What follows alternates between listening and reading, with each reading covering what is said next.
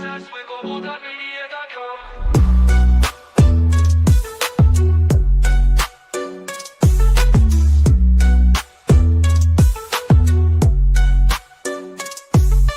Every step forward is a new beat to your drum. Achieve success with Global.Media.com. Then celebrate it with or without champagne or rum. Yay, here we are. This is my Wednesday show, so I'm gonna enjoy this one as best I can, of course. I got my good friends here. Cyrus is here, Michael is here. So you two know a lot about events, so I'm sure add to the conversation. I am Annie. My co-host, Miss Angelica, has taken ill. She's not feeling well this morning, so that's kind of a bummer because she's a big part of making this show lively, right? Alas, what can we do? April, I see you. I can say it's interesting. Welcome, April. Of course, now if you're here, please drop us a link. Drop us a comment. Say something. Say hi. Say where you're joining us from. I mean, April in the US. You are. What's the word? I'm in awe. It's still early in the US. Of course, depends where you are, right? Yeah, it's early evening in the UK now. But you're here. I appreciate all of you from the US who do join us at this early events. Right. What have I done for my day? Well, I suppose I've been planning this event, and also I've been working on books. So my friends, I'm helping them publish their books. I'm helping them organize completing their books. That's a simple way of saying we help people to write their book, package the book, publish the book, and then market the book, of course. We also like to make our friends, our author friends, international bestsellers. And so the thing the big thing that's coming that I haven't told you about yet, my friends, is my new venture, my new line of work called Author Speakers. Yeah, it's a website for that, Cyrus. Author-speakers, because you can't buy author speakers by itself. Someone owns one version of it. I had to buy the .uk, and the .com versions. Author Speakers is basically a speaking platform for authors. Come and share your messages. Come and share your books with our friends in events. Not events like this necessarily. Of course, no. So we're going to start with a big live event in August, and then we're going to take the events to hybrid events, so in person and virtual at the same time. So people can join us remotely, and speakers can join us remotely as well. I'm excited. Now, this is what excites me, right? Of course, in the meantime, like I say, publishing those books, making my friends international bestsellers. That's what keeps me awake. That's what makes me excited. I get to do that every day. So this is my only show today. After this, I will be working on books. I got 2 books I'm working on right now. So, Dr. Noel's book, and eventually finishing the final touches to Joni's book. Exciting days I have. Nothing beats the day when we see that book in print, what we call the proof copy. These things are coming. Josh, I see you, my friend. Welcome. Angelica's in Belgium with Neil Young. I don't think I think she's back in the US. I think. Hopefully we watch. I know she gallivants around the world with her sisters. So. You never know, right? But I'll take it she's ill. I'll take it she's not well. I was thinking earlier, how much do we trust our friends? I don't know what the answer is. I tend to trust everyone, right? Do you trust everyone? Michael, talk to me. You're here, so do talk to me. Do you trust everyone, Michael? You're very quiet.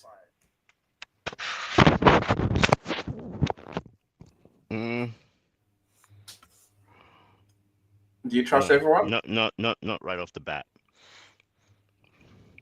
I Yeah, reserve so my trust until I get to know you. that's fair enough. I suppose there's always the flip side to the question: do your friends trust you in their business? Oh. Mm. Well, I'm still invited to go to their shops and buy stuff. I've not been banned yet, so I suppose there's an element of trust. Yeah, I suppose like to trust you to keep coming back is a big one for every business, right?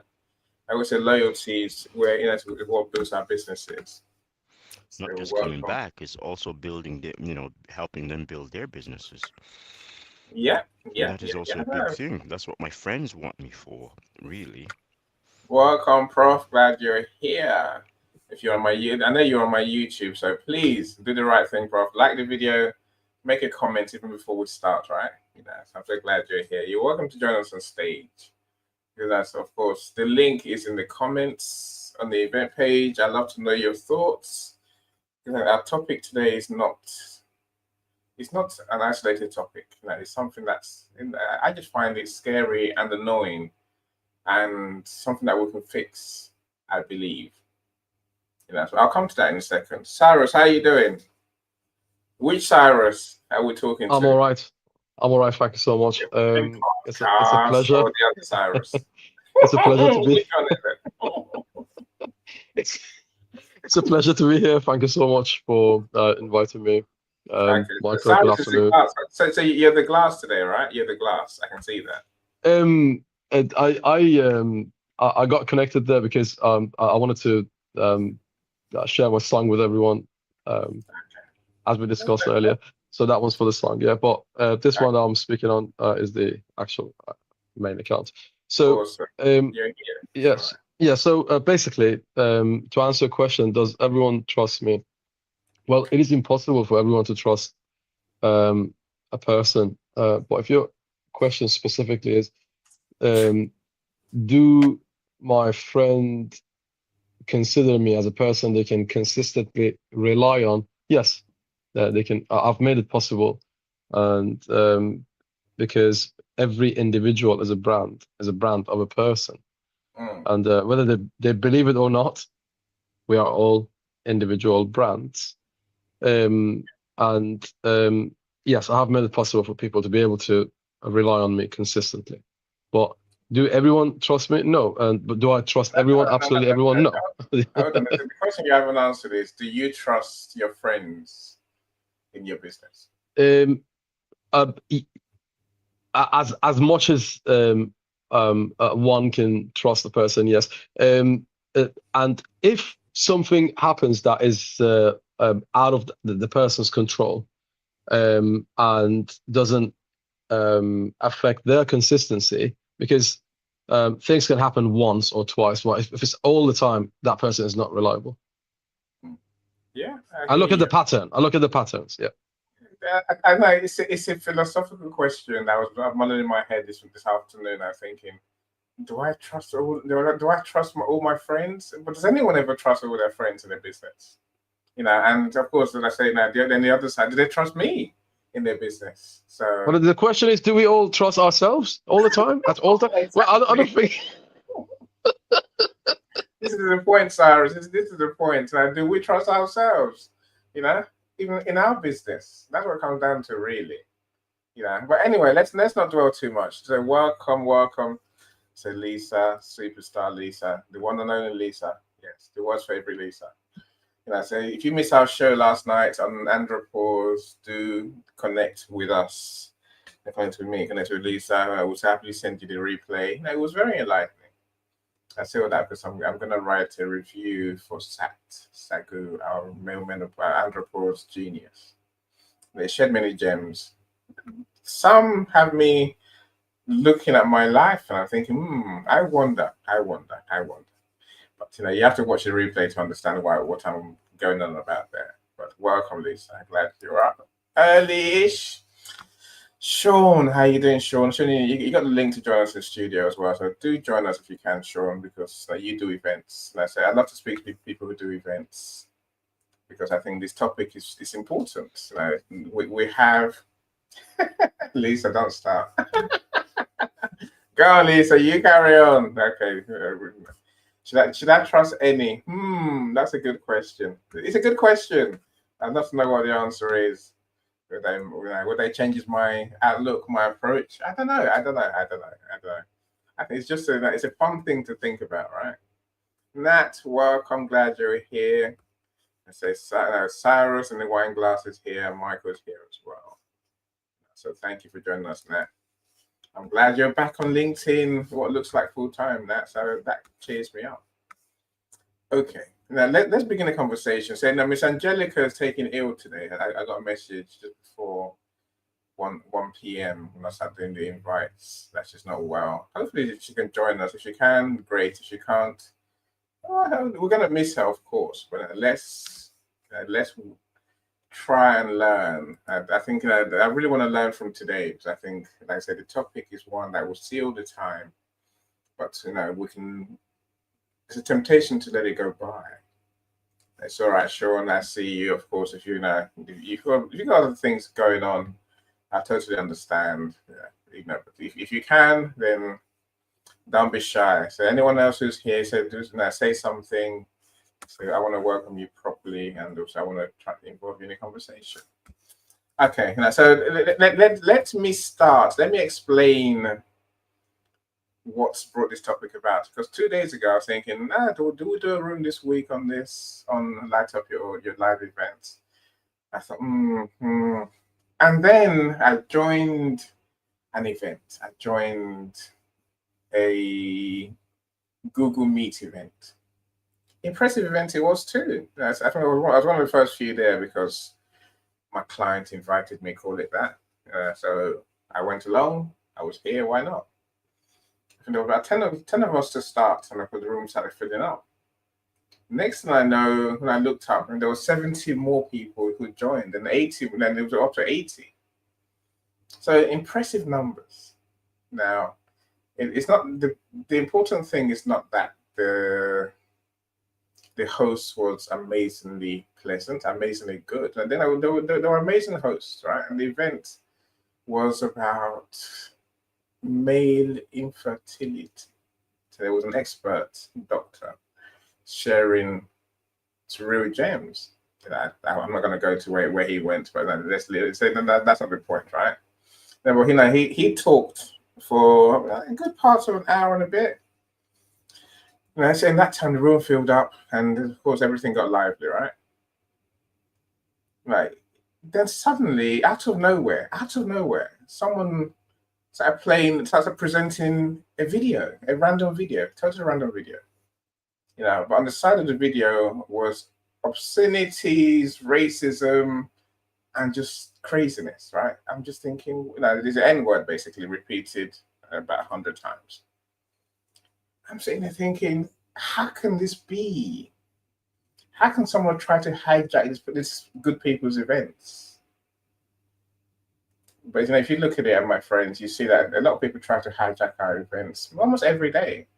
Now, some do it blatantly, like those people did. I don't think it was one person because it happened about 10 times in a couple of hours. Enough time to truly jar my brain and really annoy me. I admitted, I had to ask the host, why don't you just kick these people out of the room? And they're like, we're trying. I'm like, there has to be a way we control our events and our stages, my friends. What done? See, I know I'm referencing Google Meet because it's like Zoom as a different platform. Of course, on StreamYard, I bring you up on stage. I give you the link to join the studio. I get all that, right? And if Cyrus gets disruptive, I would essentially just mute him and kick him off my stage, probably block him forever. But it doesn't come to that usually. But if someone did decide that they're going to be totally disruptive and hijack my show, what would I do? That's the question I want to ask to address today. if we can. So I truly, the pain I felt for those people, is indescribable. So Christy, I see you. Thank you for joining us. I'm still waiting for your diary to book a meeting with you, Christy. And I'm not losing faith yet. I'm hopeful. It'll be soon, right? It'll be soon. Madam Ibiro and Kay, Natalie sees you. I don't see you on my StreamYard yet, but I'm sure I will. So glad you're here. Thank you for joining us. Natalie sees everyone. I don't see everyone.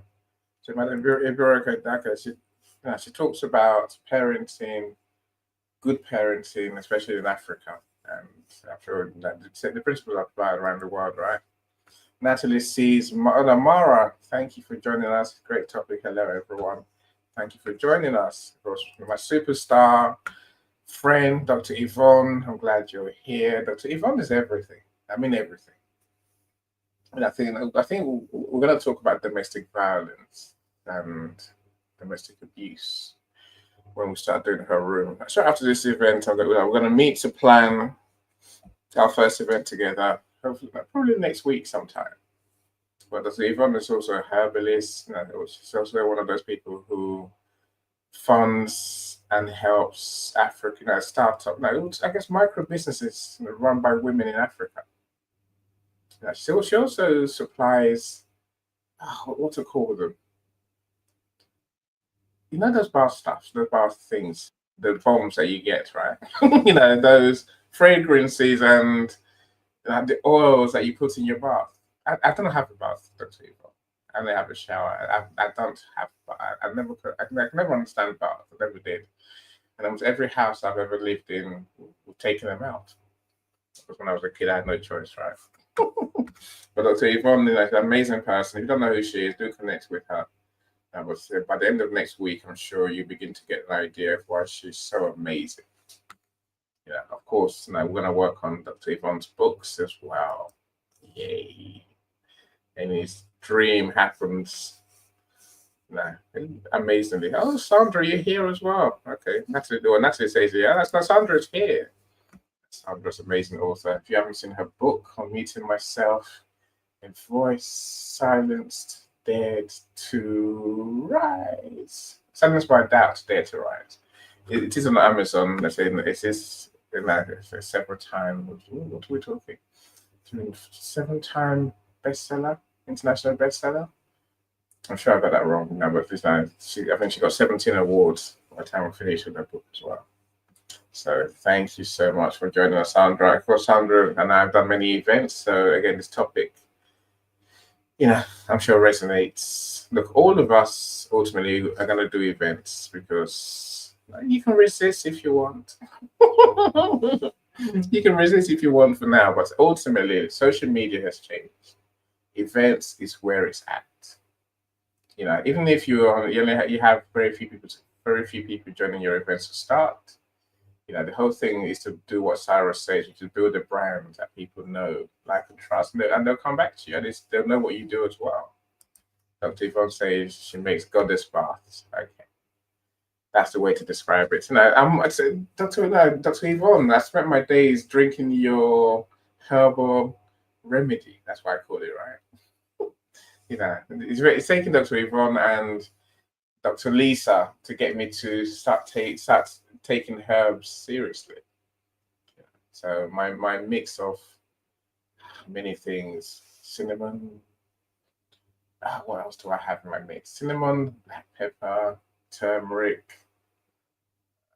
What's the other thing? There's cloves. I think I've forgotten the main ingredient. I'm trying to remember what it is, right? Okay, I can't remember what it is. I can see it. Of course, I touched it this morning, but this herbal mix, it works amazingly. It's not. I don't mean amazingly like Dr. Yvonne say something and it works. It's more like I haven't had a toothache since I started taking these herbs. So we're talking about a month now, and normally I get toothaches every other day, every 3 days. But I really haven't. Even when I feel a toothache coming on, I know when I take my medicine, my daily shot of this Dr. Yvonne's herbal mix, I end up living a day of happiness. One of my friends told me yesterday, Annie, you're far too happy. Damn, I can't tell my miserable. I'm who I am. I have good days. I have great days. What am I going to be happy? Anyway, let me stop waffling. Let me stop having too much fun because my friends are in the studio. Luz, welcome. How are you doing? I'm doing well, thank you. How are you doing? Yeah, there's Brenna. All the better for seeing you and for having you in the studio as well. It's an interesting topic. Yeah, I'd love to know your thoughts. Of course, all of us have done events. Even those in the comments, please, if you have experiences, when have people tried to hijack events that you've seen? And don't just think people speaking. People can hijack comments as well. They start making rude comments, offensive comments, inappropriate comments. I'm saying, there's someone trying to be funny is one thing. People trying to be offensive and try to derail your conversation and your experience of the event. And that's what I really want to focus on. So have any of you? Yes, ginger is the one. Dr. Yvonne, sorry, Dr. Yvonne said ginger. Ginger is the thing that I forgot, Dr. Yvonne. It really is. There's also lemon or lime in my mix as well, amongst other things. Thank you, Dr. Yvonne, for reminding. You're going to drive me crazy, but I'm all right now. I can let it go. So Luz, Cyrus, Michael, what's your experience of hijackers in our events? Shall I start? Yeah, please. Okay. Well, I don't have that many often because we always make an event in the Luma app. You can create an event and let everyone register. So that's something when they register, you know who's coming. And that's always good. You don't have, and if you are sharing the link of the room directly on your account when you're reposting something, then people don't have to register and can log in your room immediately. And if you can prevent that by making an event where people have to register, you don't have many intruders often. So I don't have that quite often, but if I would have, I will ask questions and say that they have to stay on topic. That's very important because sometimes if you ask open questions, people start talking and sometimes they go off topic and their whole life history comes to the table and it's not suited for everyone always. So you have to manage and moderate the conversation and the room and stay close to everyone with contact. So give everyone a few minutes or something to tell. And by asking questions, you can lead the conversation. If you leave it all open, you don't have a topic. People can promote themselves in your room or find the topic themselves. And if you are keep the topic and in the beginning of the conversation and the meeting, and you ask questions, you lead the conversation, and you can focus on things you can control. And then it's not happening quite often, I must say, but it's always important to treat others with respect and humanity, and that is important to stay that way, because if someone is rude in your room or whatever, don't apply to that with rudeness yourself, but keep the calms, and it's important to treat them with humanity and respect, and ask them, if by asking questions, if you ask them, stay on topic and what's your thoughts about our topic today, they will answer. And if they are not have the intention that they will stay on your topic, then it's better that they are looking for another room or looking for another meeting. And if you ask them politely and stay polite, I think it's very important to treat each other with humanity and respect, and don't apply to them how they treat you, or if they show rudeness, don't apply to them with rudeness as well, because that doesn't solve any problem, anything. So make the event on the forehand and let everybody registered, ask questions of the day, and give everybody time to speak. And if they aren't on topic, please stay on topic. And what's your thought about the question of today? You can lead the conversation and manage it, and prevent any problems, I think. But it can always, you don't have a guarantee on anything.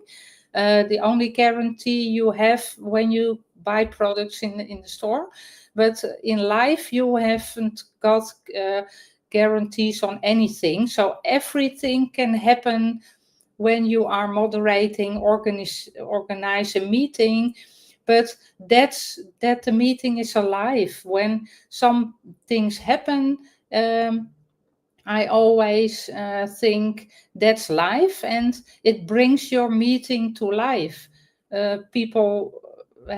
Everyone has their own thoughts and what they want to say, and it's your task as a moderator to lead the conversation.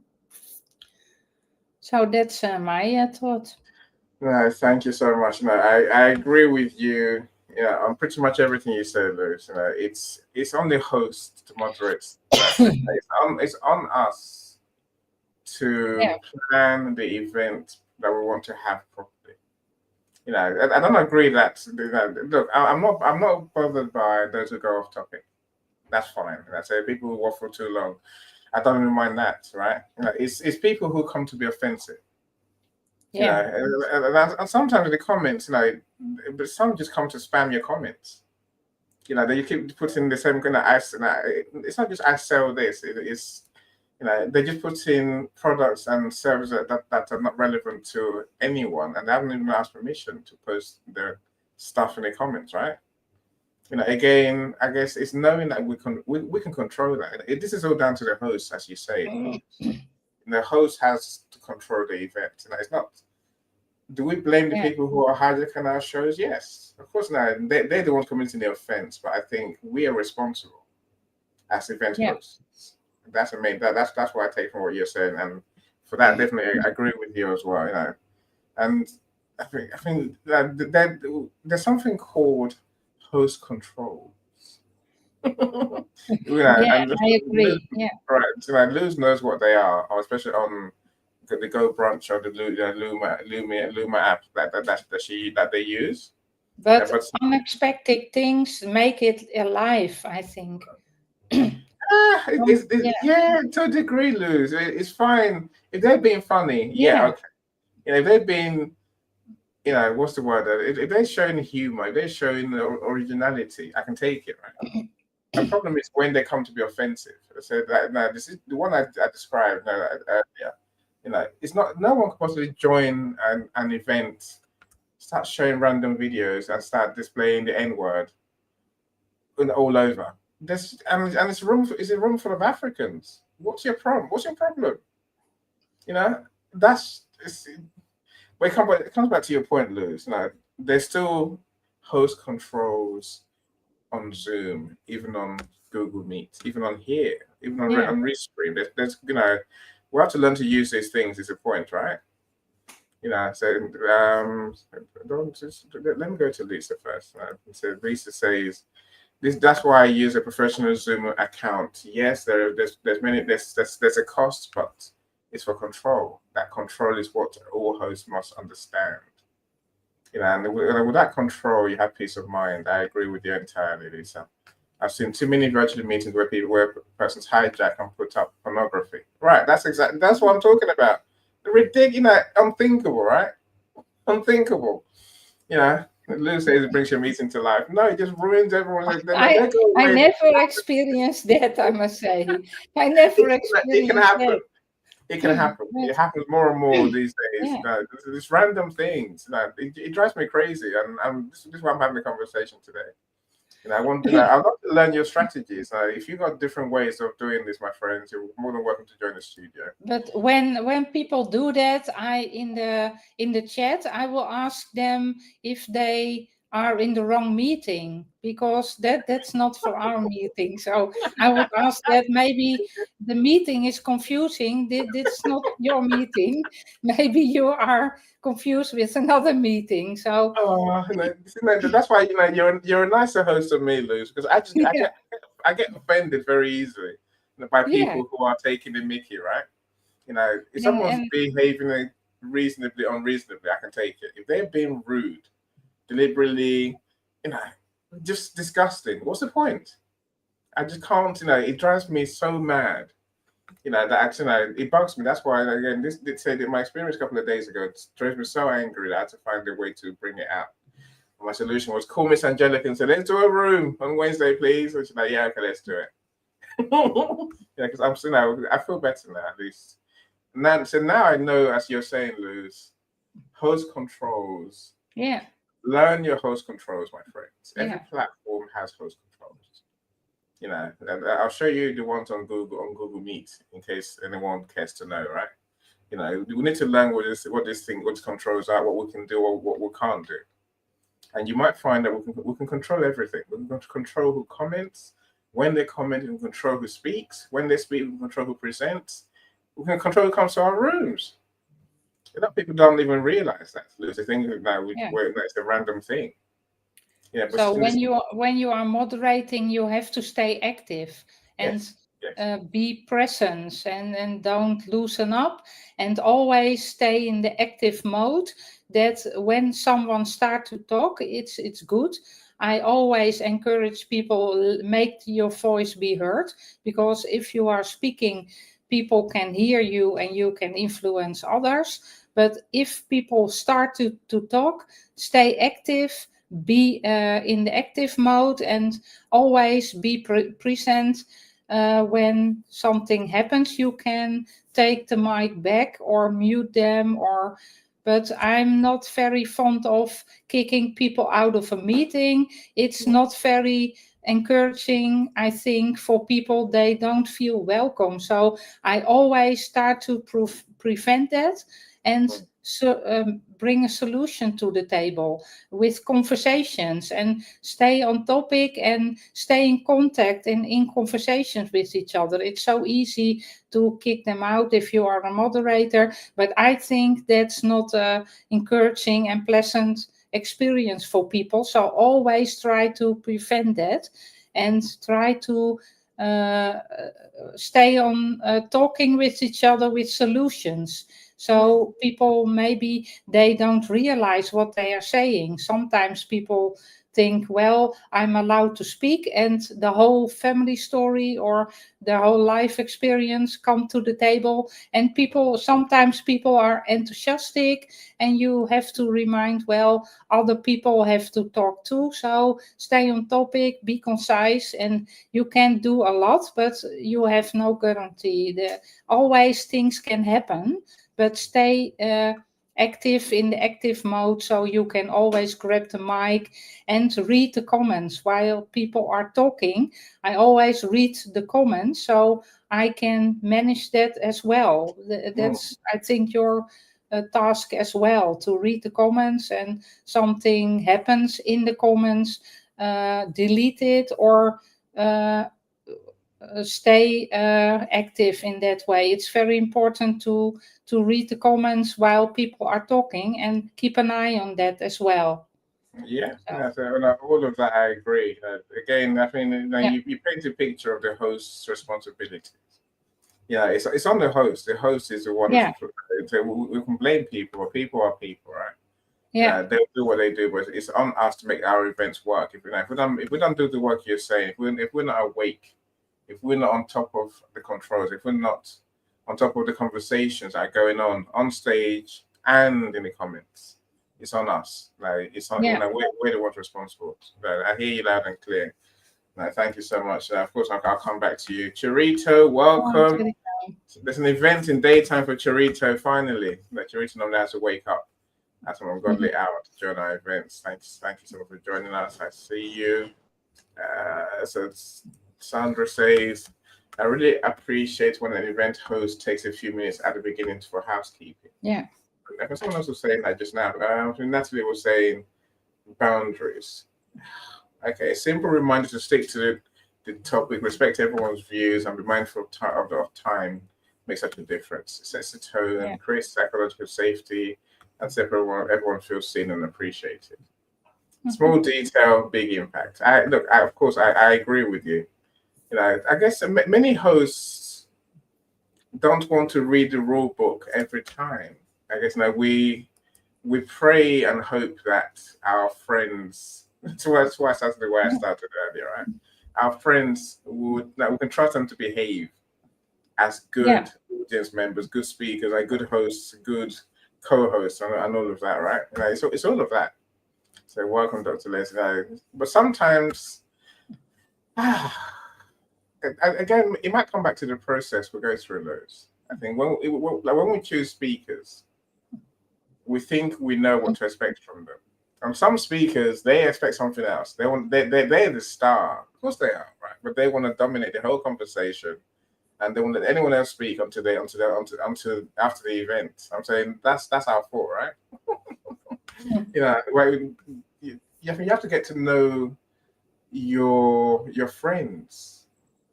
Yeah. You have to know who you're letting on stage, who you're letting into your event. Yeah. No, that's right. I think gone are the days of letting anyone random into your events. If you want to control which we need, then you have to be prepared to do what it takes to manage who comes in, who registers. Again, I'm not a great fan of registering because okay, I can see the point now, Luz. But say before I'd have been crying about it. Yeah, why am I registering again? You have my details already anyway. But at least you can control somewhat who comes into your event. I'll tell you that. So Dr. Leslie Flower says, I was featured guest on the live where the facilitator decided that they knew more than me about my topic, so I began answering their own questions. Can you imagine? I tell you, look, people do what people do, and it's for you to know who is who, right? So welcome, Dr. Leslie. Glad you're here. David, hello, LLC Genius. Glad you're here. Let's go. Any great conversation, engagement, as always. Love it. And I say, David, I'd love to know how the controls for hosts on your LLC platform works. It's easy to sit here and say, this never happens to me. It happens to all of us, and it can happen to you tomorrow, right? If you do events, it can happen to you. It's not just audience members who can be rude. It's not just co-hosts who can be rude. It's not just speakers who can. Say there's danger everywhere. If you have comments, you're very open to all sorts as well. So do bear in mind the many pitfalls. So not everyone understands immediately how to stay within the context of a live. So we must be patient. Yes, I agree. We must learn to. Our friends will learn the lessons in good time, right? So love the advice, Lowe's. Keep an eye on the comments. It's a good gauge of how events are received by the audience. I agree. As long as they're polite and useful comments, I don't want people being rude and sharing pornographic links. No. Don't be doing that because I'll be hating, right? Charita drank 2 more cups of coffee, so she couldn't sleep. Actually, she was asleep by 9:30 p.m. till morning. That's all right, Charita. Whatever it takes to be here. Thank you so much. Right. So where am I going next? I think Joni keeps falling off. So. Cyrus, I'll come to you next. I wonder what's your thoughts on the topic, Cyrus? You do a lot of events, right? Good afternoon. So good morning, good afternoon, good evening, everybody, wherever you are based. Thank you so much for having me today, Luz. Thank you so much for your beautiful insights.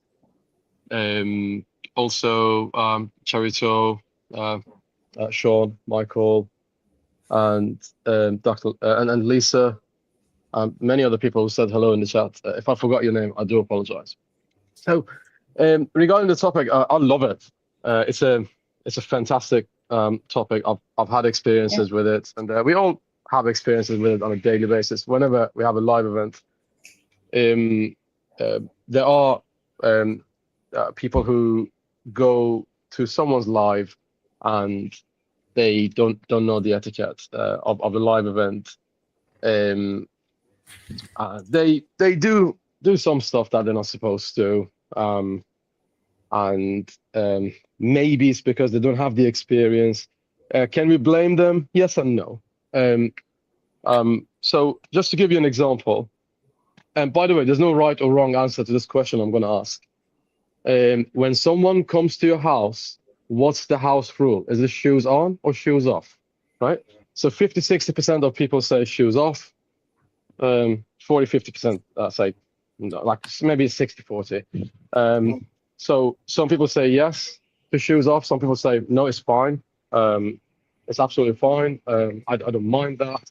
It depends on the house rule, doesn't it? So, but if you tell them beforehand, if it's something that is common knowledge, it's the person should know. As an example, when Luz was talking, or when Annie was talking, I didn't butt in. I didn't butt in because I should let the person finish. That is online and offline rule. Okay.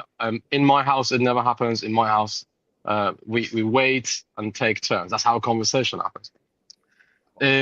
So that's taking turns, and that's one of the sociological universal rules. There's a universality in it, isn't there? So we have to take turns. So if a person says, I didn't know that, that is, I think that's taking the mick. That's taking liberties there. But if it's something that is specific to that particular live event, as an example, maybe when you go to Luz live events, Luz says everybody's mic needs to be off, or perhaps she says no, everybody's mic needs to be on because I have a question I'm going to ask in a few moments. Don't turn your mic off. It depends what the host and what the guest. You have to be mindful of both the guest and because hijacking a live basically is disrespectful to both the guest and the host. So, but if it's specific, I would say it would be lovely if the host shares that as the house rules, shoes on, shoes off kind of situation, shares that beforehand, because as they say, unexpressed expectations is premeditated resentment, right? Yeah. So that's my view on it, basically. No, that's brilliant. I said brilliant, Cyrus. I think, how many of us really have rules for our events? Not many, I promise you. I think not many have rules for their lives. Not many have rules for their some still do audio. Well, you can do live audio style as well, right? And I'm sure, but some do have rules. I've heard some people say, of course, the etiquette,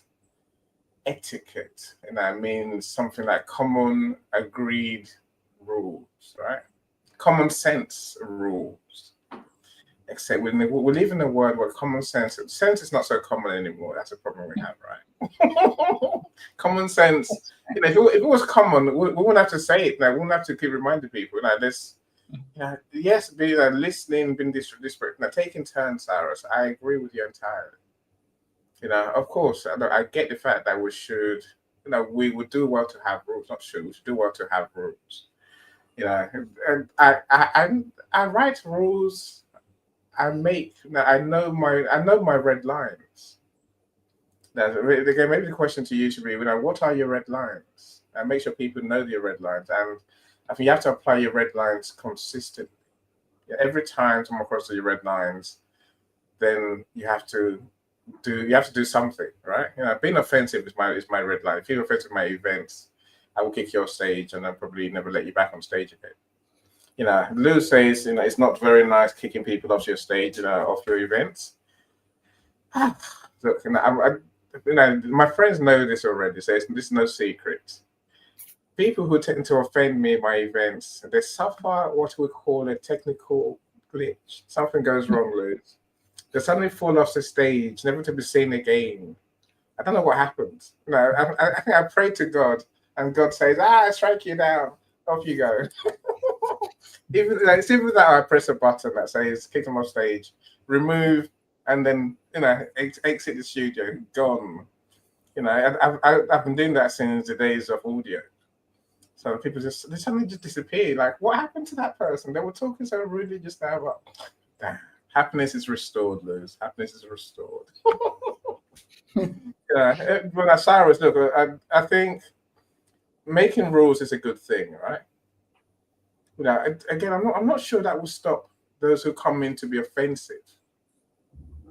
No, and here's where I'm going with this line of thinking. I think we almost need to get to a place where we must give people permission to speak.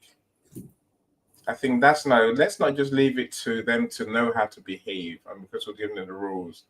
We need to control the mic, so to speak, right? And much like I say in this, I can control the mic because I decide who comes on stage. It might be in the studio, but I don't have to give you the mic until I'm ready to do so, right? And I can mute anyone. So then Lewis made the point beautifully. We have to, as host, my finger is always on the mute button, always, for everyone. And it's not because I don't trust you, just that, I don't know what's going to happen next, right? And if it comes to, I will mute you and I will remove you from the stage in the same movement without you even knowing I've done that. That's how it has to be, right? There's many more advice. I'm sure. We'll come to that in a second. Right now, okay. I get your comment now. That's basically, it was better for me if I have another person who's producing with me so that they can manage the comments and manners. Yeah. It takes a team to make these events work sometimes. But I'm quite happy to press the buttons because I'm not so focused on responding to comments, but I will also delete comments if I like. If I don't like them, I will delete them very quickly, right? Sean, I hear you say that's rude and bad form. It really is. Don't bring your friends. Don't come to our events, but they do, sadly. Natalie says, yes, every event is differently hosted. I recommend making time for Q&As for event attendees. Yeah, it makes sense. It clearly states that this is your time in the events to your attendees.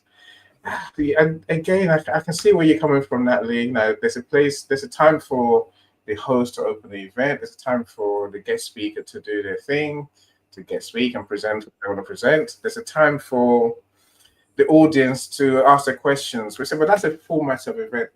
My events are conversations, which is why you often see my friends on stage before we will start. Now, sometimes I take them off stage, but what's the point in doing that? Now, I want you to speak.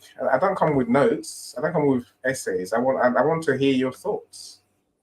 So it's very hard to sort of have this separate time thing. I see where time blocks in the event, but it's an idea, right? To time block and then give everyone a chance to speak. That way, everyone knows where they can have their input. That's not going to stop disruptors. Disruptors, there's no time. No one's exercised time. Here's a time for you to be rude in my event. No, that's not how it works, right? They're going to disrupt anyway. They've come to cause mayhem, upset everyone.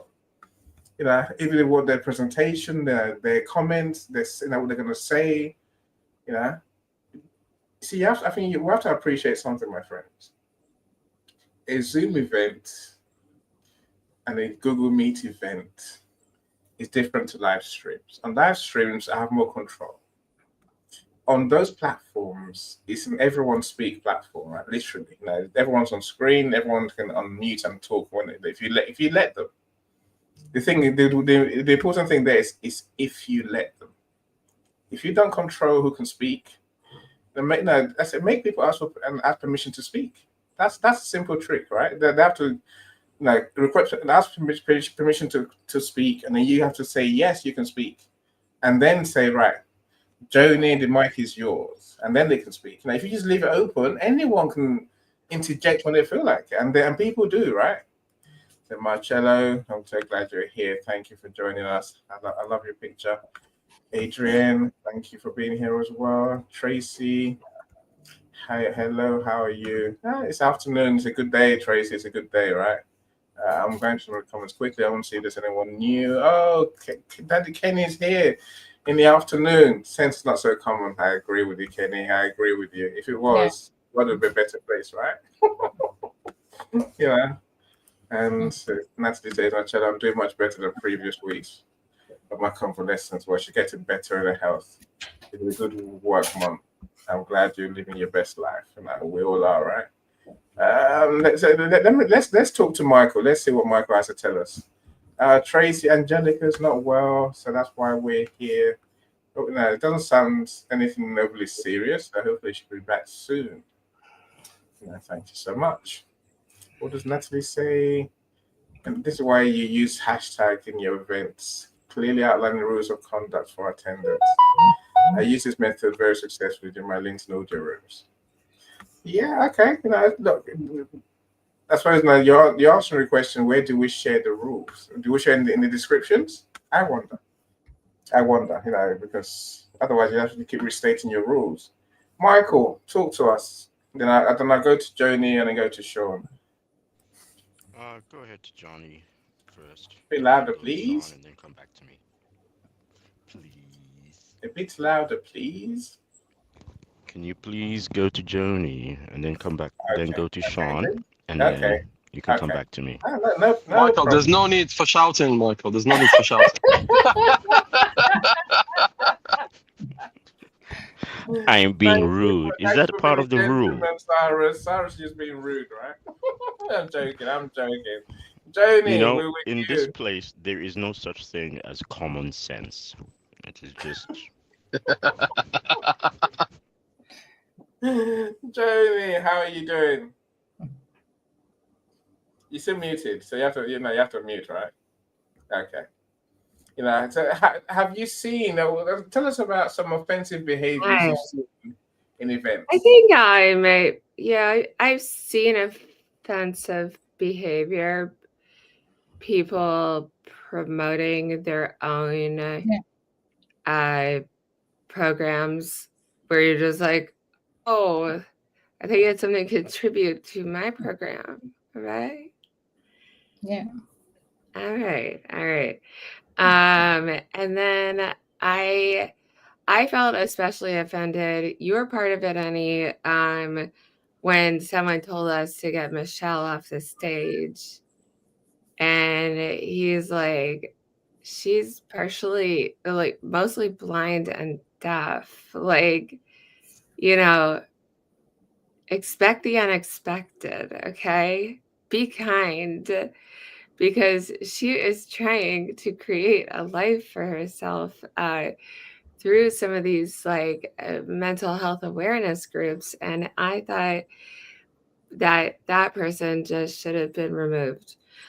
But I do think too, what my favorite lose is saying is that you really need a well-constructed plan and be able to eliminate people. You need the right platform to quiet their voices if they're not participating in the way you want to participate.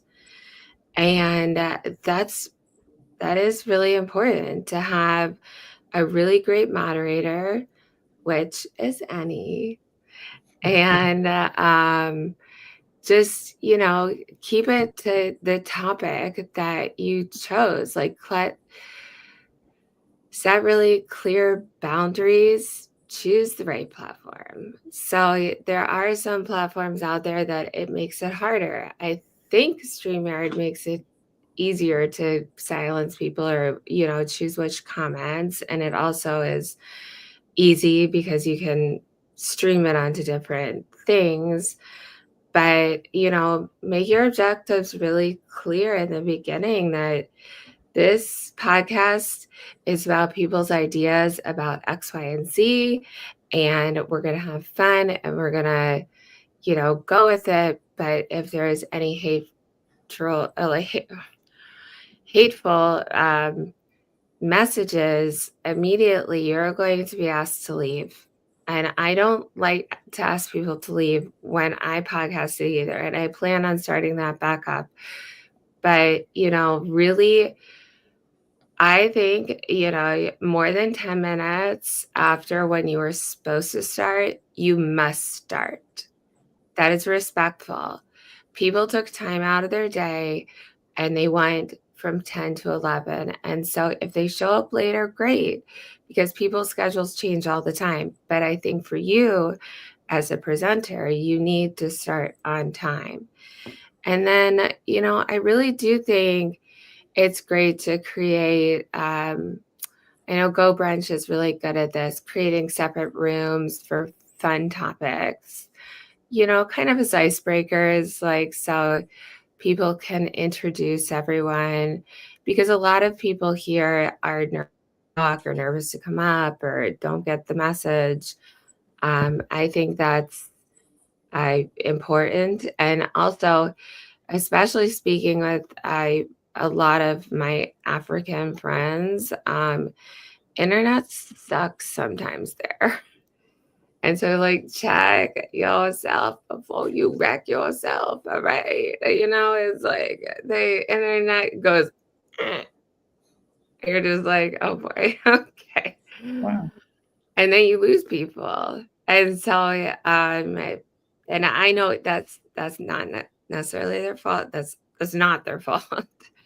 But I'm just saying, to make a successful, appearance, definitely follow Luz and kind of really set a clear agenda, and then follow me and set some little fun icebreakers. It's just fun, just so like people feel like, they're really comfortable, and then really stick to the script.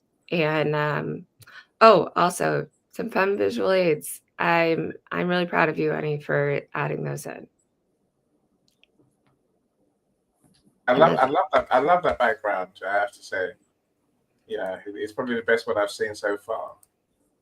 Yeah, Oh, it's one of my favorite paintings. It's at the MoMA.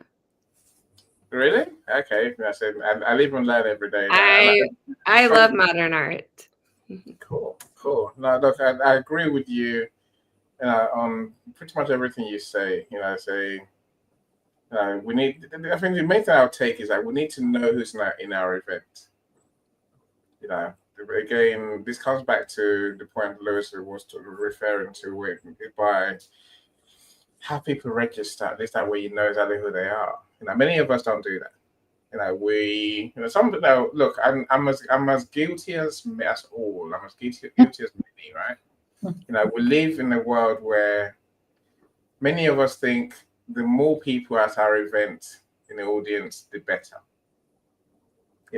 I'm saying that for those of us who are in the audio rooms, that's how we thought. I remember going from 10 to 20 to I think my target was 30 for my staff in audio rooms, and then we got to 50. My coach said, why don't you aim for 100? So we did. And it was like getting 120, 130 people, right? And you're not gonna know most of the people in your room. You've got 120 people. So on these lives, if you've got 30 people, you're doing well, and that becomes quite chaotic. In its way, in itself. Of course, StreamYard has rules around it. You can have 10 on stage or 10 in the studio. I think on the free you can have 6 people in the studio, right? So you more chance you actually know who they are. Yeah. And I've got my people I invite to speak. I'll have you know, right? Are you going, Joni? Are you off? Okay. No, okay. I think it's 10. No, I think it's 10 StreamYard allows. Yeah. But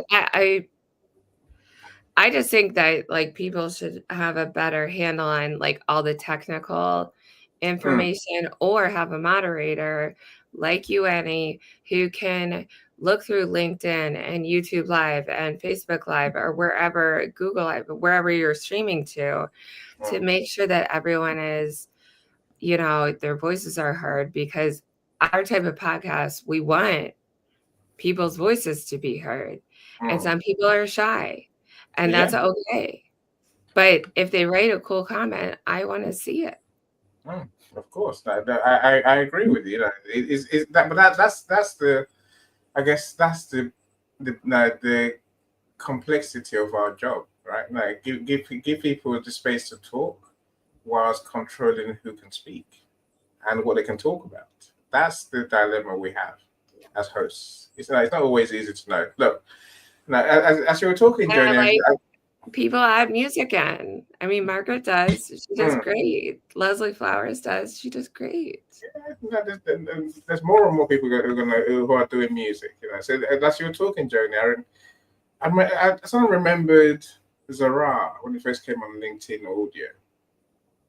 And I remember the first time I heard him, I was in someone else's room. He was on stage, and he was doing Zara. If you know Zara well enough, he can talk about the topic around the houses. So can Cyrus. Now they give you analogies and never quite making the point directly. I remember someone said to him, why are you saying that? What are you talking about? So I'm like, calm down. If you listen carefully, you might see there's a point here. He will get there in the end, right?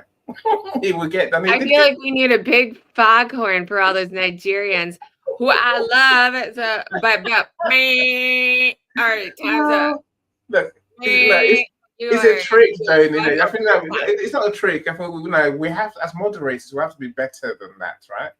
We have to learn to really listen. But it's silly. It's something silly, not mean. We can. I've heard people talk, and I've just thought they're off topic, but people say things in different ways. Is my point. I think we have to have the patience and the insight to hear them out, right? Because eventually, some do get there. I think it's working out very quickly who is never going to get there, who is off topic completely, who is not even on our wavelength at all, right? The point is never going to. They talk about something else completely. They're hijacking us. You can't lose 10 minutes of your show and 10% of your audience to that. Exactly. I agree with you. Kenny, Miss Angelica is not well. That's why she's not here. Yes, she's under the weather. Of course, I do message her. I'm listening. That's all right. Cool. So I'm going to go to Sean next because that's what Michael instructed. And Natalie says, AI productivity assistants are great for batching your event, key details, templates into etc. This will save your event development time and help reinforce professional and organizational values. Yeah, I can see that. I like to write my event descriptions as I go because I like to do so. I just do. So Victor, haven't seen you for a long time, my friend. Thank you for being here. So Victor writes about leadership, and if you don't know who he is, do connect with him. He tends to give away his leadership books free of charge, so do connect with him for sure. If leadership is your thing, right? Like, I always recommend we read more, right? And Tracy says, I used to like big numbers, but I truly appreciate quality now. Exactly that, Tracy. As long as there's one audience, I'm happy with my efforts. I totally agree with you. Nice to have more than one, right? I do feel blessed, and I say this to all of you who are here today. It is a blessing to have a group of friends who I can trust, a group of friends who will show up, and also who want to give value. And I know that sounds like a lot of words. They want to help the audience understand our topic. That's what giving value means to me, right? And I'll never take any of you for granted. I truly appreciate all of you for giving us your time every time. So I see you too, Michael. How can I be of service to Disrupt? Michael, you can just literally, there's many ways, Michael. You can share some porn links in the audience if you choose to. You can be offensive in the comments if you insist. You can come in the studio and present some offensive topics. That's nothing to do with us, right? Don't do any of that stuff, Michael. No, don't do any of that stuff. If you have ingenious ways to sort that for hosts to manage their rooms and avoid offensive and disruptive. And there's plenty of wiggle room in that, right?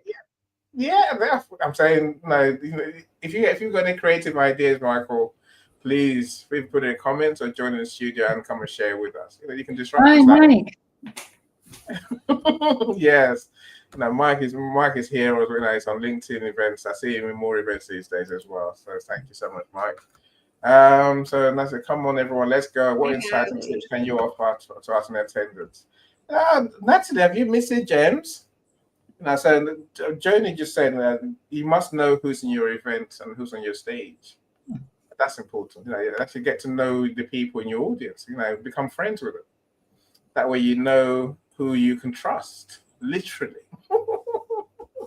If you don't know who you can trust, then they might surprise you with what add or don't add to your conversation. So, thankfully, I know my audience. I know my friends. So that's just one, Natalie. I think Lou said no. I think Joni also said you have to learn to quiet people and then remove them very quickly. If they're totally outrageous, offensive, unpleasant, quiet until mute and then kick off stage quickly. This is part of what Lou shared. Literally, the host has to be awake, finger on the button. If they're saying the wrong thing, get rid of them. Take them off stage very quickly. This is our task, right? Oh, look at this. I'll take this. And I just published one today, another leadership book. So here's the link to my newest book for all of you here. My friends, don't look a gift horse in the mouth ever. There's a free book going. Always take it.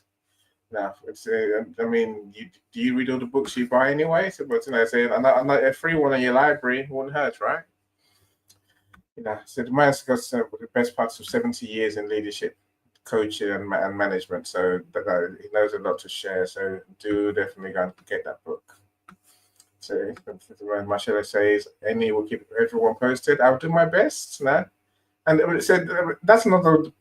Let me go there quick before I go to Sean. Is it okay to post your links in our comments? Is it? See, some people they have to give you the courtesy of asking you, can I post my link in your comments, please? I'm sure we all say yes, right? But some people just don't ask. They usually they want to spam our comments. Don't be that person, right? If you want to post your information in our comments, by all means, I'm happy for you to do so. If I don't like what you post, I reserve the right to delete it, and I will delete stuff I don't like. I'm not one to believe that some people do that. A comment is better than none. No, if it's not relevant, it's gone. Take it from me.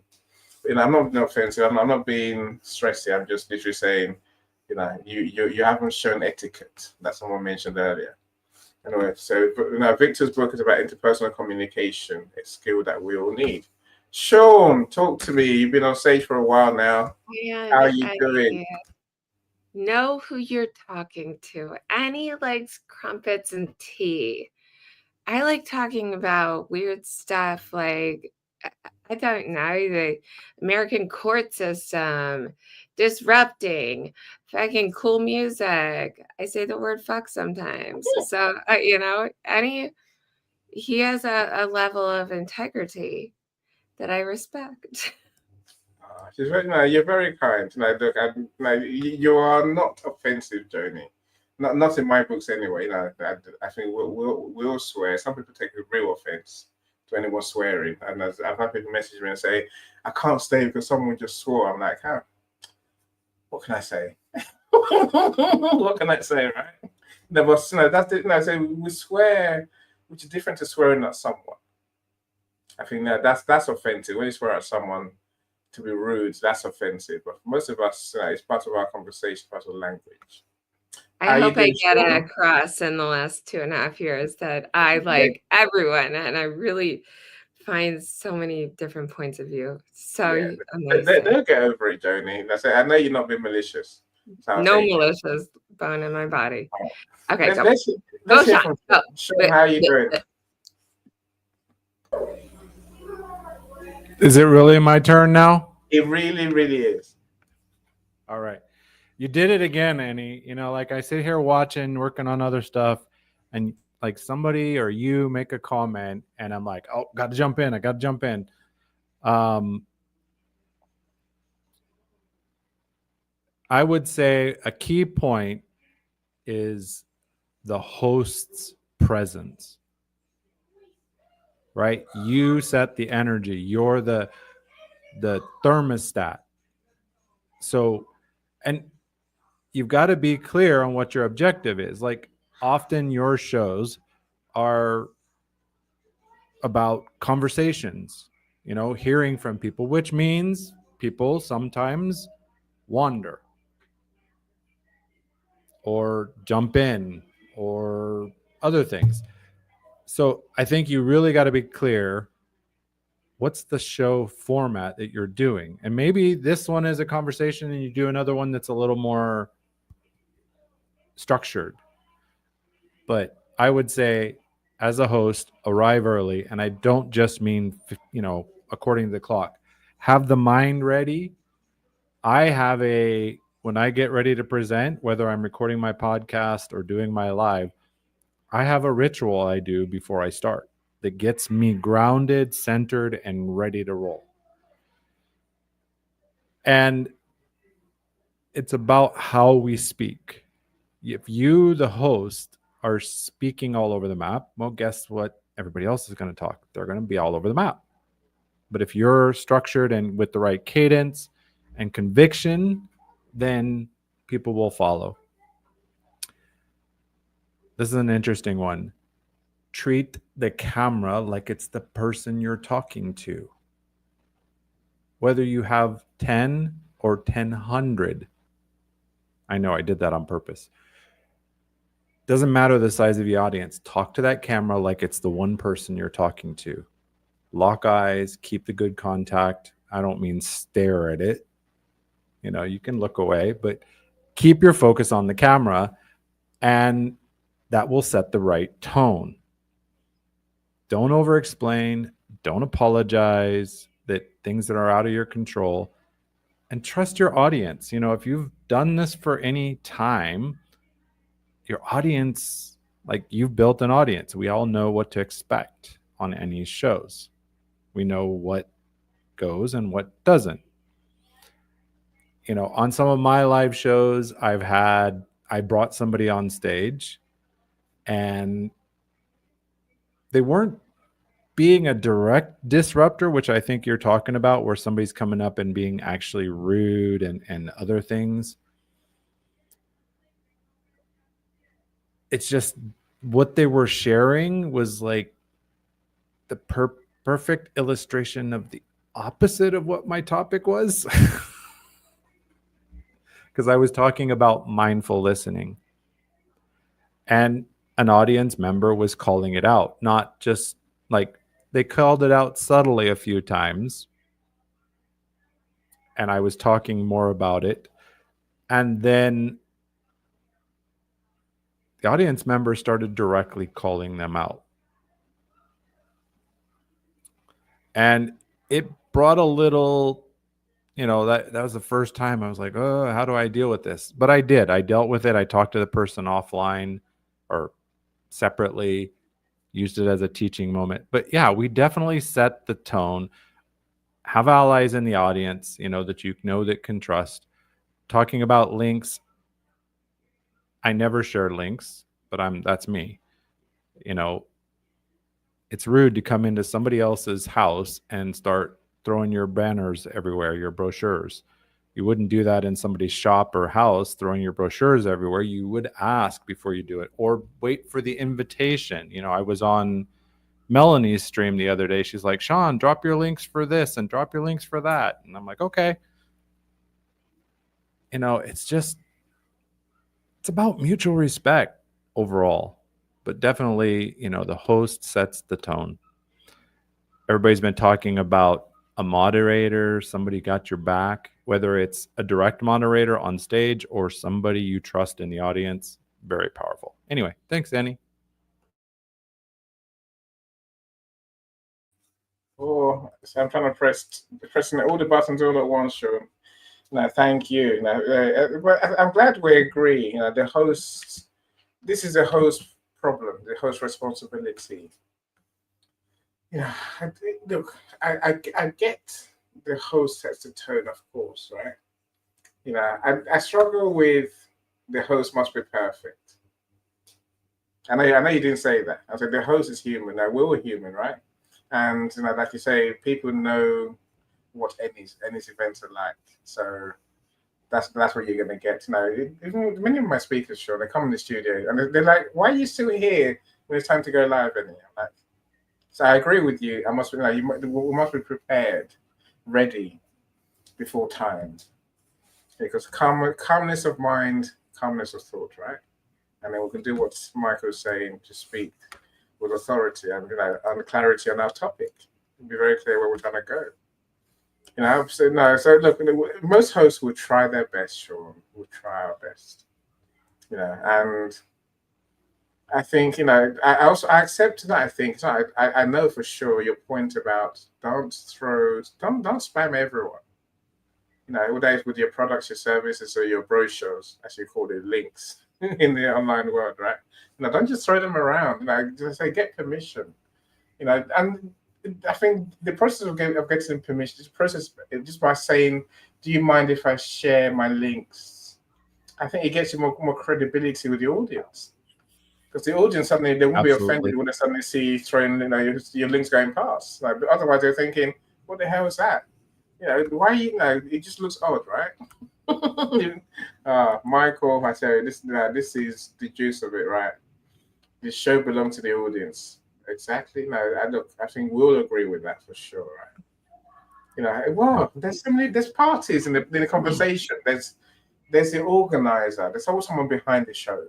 My shows have it could be, you might say, it's a third party. My co-host is normally the person who is the reason we're here, right? Now I'm just a conduit. So what they want matters. What I want as someone delivering a service to my friends and my clients also matters as well. But I think I agree entirely. The audience is our priority. The whole point of us doing what I'm talking about today, the whole point of handling disruptors, is to make sure that our audience experience is not ruined. And believe you me, it takes milliseconds to ruin the audience experience. If someone suddenly flashed up in like a porn picture now, all of you will be horrified, and you probably never forget that experience. And you rightly say, Annie has no control of his events, and I'll be guilty, right? So to be in a room the other day where someone has the N word going up and down the screen, that's why I'm traumatized. That's why I didn't let it go. That's why we're here today, because these things do traumatize the audience, and that's the last thing we want to do, right? So Sean, as I said, thank you so much for sharing your genius with us. Always great. So do go along to Sean's shows. I don't know why I tend to miss your shows, Sean, but I do watch your replays. I would have come on stage with you on Monday if I'd been there. But I don't know. It's like my show today, right? I set to the show at 3:00 my time. I'm sending DMs out to invite people, and then I see the corner. It says it starts at 4 p.m. So your show said it starts at 6 p.m. So I had it already. I joined 6:10, Sean. They said the show was at 5 p.m. Damn! I watched the replay. Well, until your time changes, because I know you guys are in BST, which is summertime, so you're going to drop back at some point. Yeah. So it's always going to be at 5 p.m. BST. I checked it. When I saw your message, I checked it. Okay. It's 5 I've thought about moving it. But some days it's a full house, and other days it's like Lisa pops by. You can always trust Lisa. Lisa is everyone's trusted friend. She's that person we can all rely on. Lisa's too amazing. But it was a good show. Of course, I know it was a good show because you had many comments, and I remember your co-host wasn't available for whatever reason, but the person who came on stage was amazing. It's in Amir. Is that his name? I don't know. I think it was something like that. I don't want to put that in the comments in case it wasn't right. Amil. I'm not exactly sure on the pronunciation. Yeah, he shared lots of good insights, and he will know. Everyone needs a friend like that. Everyone is a friend you can trust, and he spoke beautifully. So Michael, I think I agree with you. The user experience, the user I guess experience across platforms can be very different. It's very, very different. As I say, that this my issue is potentially with those events where it's a free for all. That's it. On lives and audios, the hosts decide who can speak by giving those people the mic. Bring them on stage and then say, right, it's your turn. But on those meeting platforms, it can be very different. The host has no real control, but they do have control. Is the point, Michael? Then I think it's understanding the platform you're on and how to use it for what you want. That's the thing, right? Yes, Kenny. British Standard Time is what BST is. The issue we have, Sean and Kenny, is the fact that when I set my event on StreamYard, it's at the right time. When I get to LinkedIn and LinkedIn decides it's going to pretend that it's the right time in GMT. So then I tell LinkedIn, put it onto BST, which is GMT +1. And then LinkedIn may or may not do it on that day. They might just do it whenever they feel like it. Suddenly the time moves. You're like, wow, what happened there? You got StreamYard screaming at you, saying, "Oh, the time has moved," and the time has moved. It's the wrong time for Facebook and YouTube. Oh my goodness, it's hard to One day, Sean, they stop moving our times around. That's what I say, right? Michael rummages for a link. Michael, would you like the link to join the studio? I will send the link to you, Michael. So here's a link to join the studio. You can copy and paste this link into your browser. Otherwise, I will send the link to you now, Michael. I'm glad you're not shy today, Michael. It gives me great joy. Michael M, I'm going to come to you. Michael B, I'm going to come to you next. Okay, let's find Michael.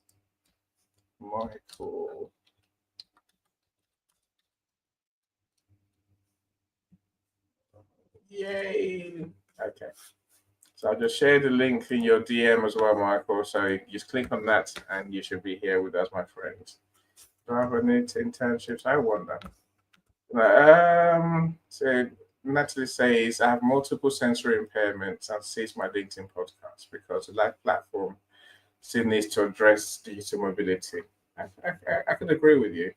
It's about allowing user devices to engage with website platforms and apps with their inbuilt accessibility software. That will go a long way to helping everyone engage and participate. Now, I will say this, Natalie. I think audio had LinkedIn audio anyway, had some capabilities that maybe we didn't think about too much, but they were very good for inclusion. Like Jody mentioned, helping everyone to contribute, right, as well. And so with audio, you could translate. You could just click a button that will translate the language that people speaking on the studio.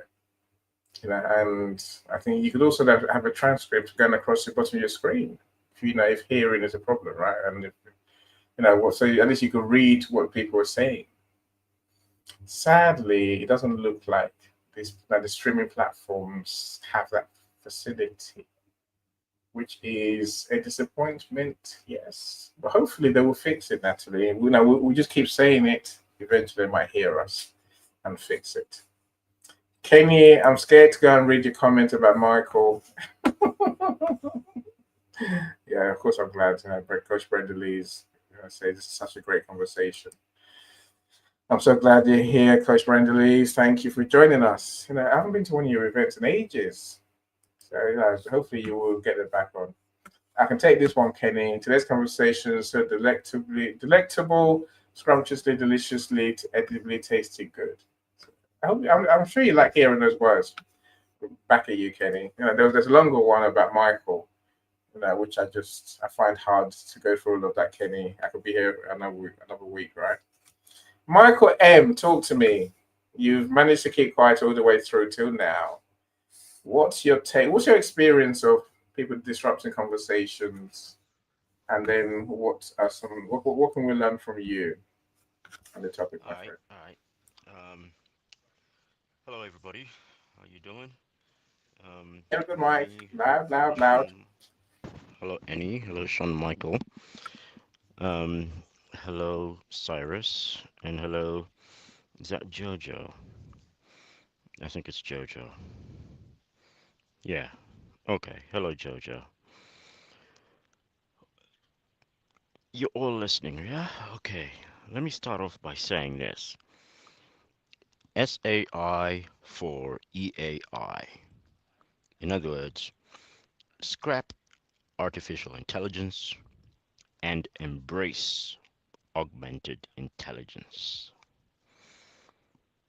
Yeah, that's what I think. Yeah, I'm just getting a little off topic there. I don't know how that sounds to you, but I'm pretty sure it messed you up a little bit. Just a little bit, a tiny little bit. But then this comes into what I have been thinking about for a little bit now. Somebody said, use your common sense. Ooh, that was a trigger word for me. There is no such thing as common sense. We live in a world where common sense in one part of the world means something totally different in another part of the world. So we are trying to communicate with everybody globally at the same time. Really? You expect there be any common sense? No, I really don't think so. I think I remember one time when Annie was speaking and he invited someone from India or Bangladesh or somewhere in Asia.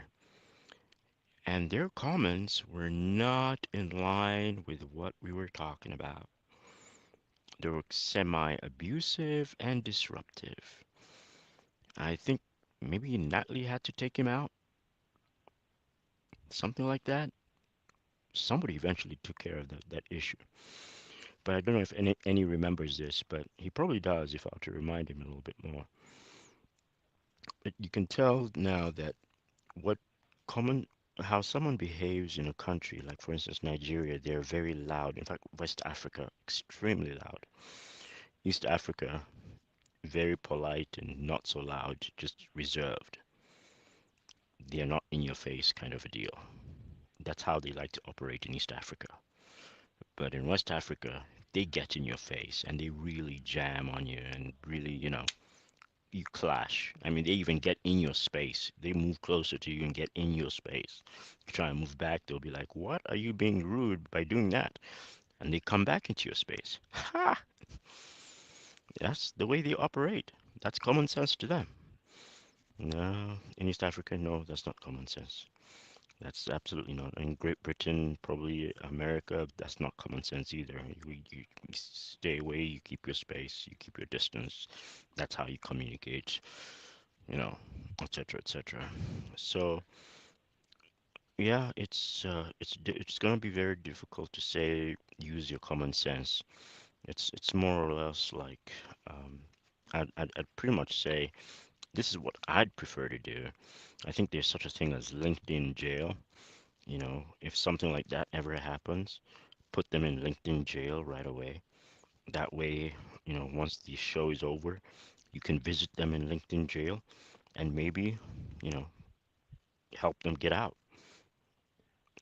If they have a good, you know, answer with respect to, what they were doing and why they were doing it and etc. etc. But at least you'll have controlled the environment and the show can go on or could go on. So uh, that's my 2 cents about this topic. Thanks. So thank you so much, Michael. I say Sean has to go. Sean, enjoy your day, my friend. Thank you for spending your time with us and sharing your wisdom. Please do invite us to your next event. So I'll do my best. Next time I'll do my best. I should be able to make it, right? So thank you so much for being here. LinkedIn user. I need to work out who that is. I'll come back to your points, Michael. I'm not actually joined to that event on LinkedIn. I wonder. That's just me, right? Let me see who your LinkedIn user is. Normally it's Christiana, or it is my beloved. Ooh, Junita. Could be Junita, right? Oh, I Christiana think is not your beloved. Oh my gosh, that's interesting. Jonita. That Christiana is my beloved line. But Dr. Yvonne is, yeah, pretty high on my list of of beloveds. Like, but you Did you find that hear one. that, Christiana? Did you hear that?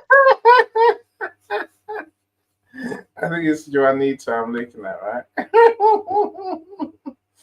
Michael, Oh, again, Juanita. I asked a question. I asked a question to start, Michael, about friends, right? I have many friends. Joni, you going as well? Have I dropped a peg or two? No.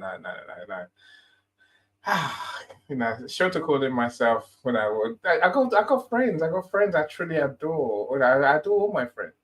I really do. Not all to the same degree. Joni is a special one. So that Christiana is more special than most. Lisa is the most special of all of them. The world is telling me, oh, what about me? But no, me and Lisa, like, we're spiritual. We're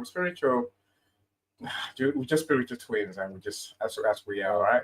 Oh boy, Michael, why did you say that? You It dropped was Amy right into it right wasn't me, into it. right? I have to confess all my friends. I love all my friends. I really do. I love Sean. I Sean is, mean, bro, does your wife listen to this? yes. You see, but she knows what we know, which is that all of you are many miles away, right? I'll be there in 20 minutes. But Joni, the British people don't even do that. You can have a LinkedIn friend across the road. So I saw someone the other day, literally I'm 2 days. kidding. No, I told someone 2 days ago, right? And they're like, I've got a co-host. We've been working for 8 months on our show. I've never met her. I'm like, really? But you two do so well together. So they look good. They gel. They are amazing, right? They live 25 minutes apart. Never met in 8 months. I'm like, fix that. Because that comes out to our conversation today, Michael. I think No, don't fix that, because probably that's a good thing. no, fix that because look, here's why I say fix that. Go and meet. Because I think when you host events with people, for example, you need a real clarity and clarity of the way our event works, right? Because if you're not real friends in real life, the issue now, if you don't spend time together, what I tend to see happen, Michael, is that incidents will happen, and then suddenly you realize that that's one person's red line, but then the other person, for you it's fine, for the other person it's a deal breaker. I've seen it so many times, because of course I've had hosts I've never met in real life. It just takes one incident to plant the seeds of destruction. I think we need to learn to become friends with our audience, friends with our co-hosts, friends with our presenters, our guest speakers. Call it that, right? We need to be friends with. We need to know who they are, and then know who we are. That way, so we have a genuine sharing of mind, sharing of understanding of how events going to go. Otherwise, unless I say blue and someone else say no, my co-host says green, then nothing happens. That's what happened. That inconsistency becomes the order of the day. But we need to have consistency. We need to have true agreement, clarity, as been said many times today. Clarity of who we know, what we believe, what our values are, what our rules are, what our internal, markers are for what we can accept, what we can accept, what we can't accept, what our objectives are, and what is allowable, what's not allowable. Well, I said I'll come back to your point, Michael. Of course, I do want to welcome Sean, not Tom, Mr. Entrepreneur, the man probably been in business longer than all of us put together. Don't say that lightly, right? Thank you so much for being here, Tom. I appreciate you. LinkedIn user, COVID is man-made. Oh, thanks. I'm sure maybe it is, right? Mr. M has been disruptive, always, Michael. Mr. M is always, he tries his best, but I like him too much. And he Guess doesn't what? really That say a lot. comment from LinkedIn user, that was the Yeah. same statement, the one that interrupted you last time and gave you. I He's remember fine. that. I Whoever read that was, that they said that. I wrote the book about COVID, right? So I have to use that comment as a reason to show you my book one more time. Look at the book's behind me. You can see lesson learned from COVID-19, right? That's probably what it's referring to. And most of us would take any chance to mention our products, our service, our I guess our gems that want the world to know about, right? But sometimes it can be, feel disruptive, but it's not, there's different levels of disruption, my friends. There's different levels of disruption, right? If LinkedIn users suddenly start writing big pages about COVID, I might think, what's wrong with you, really? To make a random comment, I'll take, because most of us will take that perspective. Brenda Liz, I see you. So I always part with the premise that 99% of people do things without the intention of hurting. I agree with you. I encourage people to use curiosity to expand their perspective. And if you need to take actions, then you do. I totally agree. So I tend to have a 5-second rule. If you baffle me for 5 seconds, I'm sure you've all heard me counting. If someone's going to fall off the stage, if their microphone goes wonky, I do my 5-second count. If I say, no, it's your turn to speak, and you don't speak, I'll count 5 seconds. And most people will come alive by that time, right? Same as what people share with us. Well, Michael was talking just now, talking about artificial intelligence. I was thinking, 5-second rule. 1, 2, and then put himself by 3. He got back on track, right? I'm saying, maybe you want to give yourself that sort of leeway, that sort of grace to really work out. Are they being intentionally disruptive? Are they being intentionally annoying, harmful, or are they talking in their own way? A roundabout way to get to the same place they're going to get to anyway. So that's one of my ways of approaching this topic. Cyrus, I see your video is ready to go. So that's Cyrus speak. Yeah, of course you can speak. Let Cyrus speak. He's always so interesting to listen to. Now Cyrus has a video to show. Cyrus, a song to play. Look, now, Joni, when I say you have to know your speakers, I mean I know what Cyrus. Okay, you're correct. Take it from me. I know, but I have been doing this for 3 years too, so I also know a little bit. And Cyrus is one of the most. He gets good audience. Yeah, no, but you're very kind. So we appreciate your kindness. Cyrus is also equally keen to be, what's the word I'm looking for? It's not just gracious. Yeah, to be a gentleman and say ladies first, right? I mean, he always says ladies first. Sean says that's crazy. My co-host is on the other side of the world, but we have communications outside the lives. That's good enough for me, Sean. So spending time together is what makes friends. And I say whether it's online, I think we can build amazing friendships online, right? But it means spending time together. So the thing that I think we're trying to work towards is the thing that gives us shared understanding is talking about the incidentals as well as the mission, the project. So as well as talking about your life, Sean, I'm sure you talk about other things in life, right? And then you begin to work out who this person really is. And then we begin to work out who you are, what you really believe, what you like, what you don't like. So many people don't give themselves that opportunity. They do their events together. They should never meet again until the next event, 10 minutes before, if you're lucky. Now that's where I think we'll plant the seeds, as Sarah said earlier, the seeds of broken expectations in that sense, right? Of course, Michael LeBlanc is more than welcome to come on stage. So we lost Michael B. So Mr. Michael, good remark. It's better to set clear rules when starting events because common sense, often referred to to our own group norms, is not a shared global baseline. In some cultures, it's common sense to speak directly. In others, indirectness is seen as more respectful. Ideas about time, hierarchy, personal space, gender role, and they all vary. And look, I agree with you. Common sense is a misnomer in our world. It's a very weird world we live in, right? You know, if it was so common, people wouldn't do some things at all. They wouldn't amaze us with their weirdness, with their inappropriateness, with their difference. The common sense is, it's a perception thing. You know, yes, look, we can state the rules. When do we state the rules? Before the event, during the event, first 10 minutes? Do we send the rules to all those who RSVP? I'm being serious. I'm saying this is, we have to find different ways. But people don't hear us. And I'll say again, the people who are offensive, it's America, they come to be offensive.